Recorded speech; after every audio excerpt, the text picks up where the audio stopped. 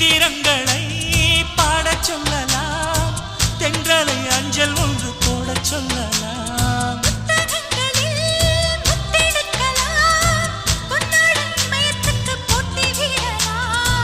பூமிக்கு பொட்டு வைத்து பார்க்கலாம் பார்க்கலாம், பூவுக்கும் ஆடை தைத்து போடலாமா? சூரியன்